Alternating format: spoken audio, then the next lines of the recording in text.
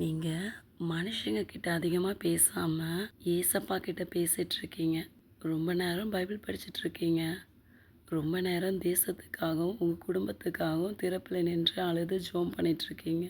உங்களுக்கு இப்போ உடனே அற்புதம் நடக்கலைன்னு நீங்கள் கவலைப்படாதீங்க, சோர்ந்து போகாதீங்க.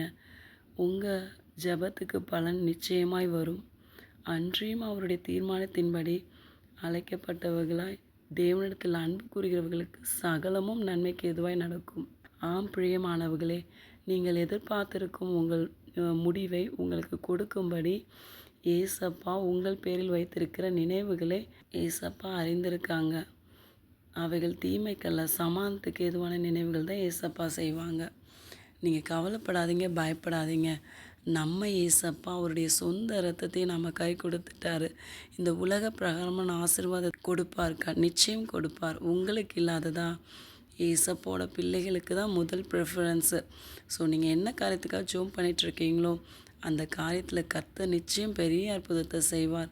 கவலைப்படாதீங்க, தைரியமாக இருங்க. ஏசப்பாவை பாதத்தை விட்டு எங்கேயும் போயிடாதீங்க. எந்த மனுஷர்களுடைய அன்புக்கும் ஏங்காதீங்க.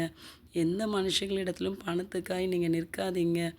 ஏசப்போட சமூகத்தில் ஜெபித்து கொண்டு இருங்க. கர்த்தர் நிச்சயம் உங்களை ஆசீர்வதிப்பார். உங்களுடைய நினைவுகள் எல்லாவற்றையும் அவர் அறிந்திருக்கிறார். எல்லாம் அற்புதமாய் முடியும்.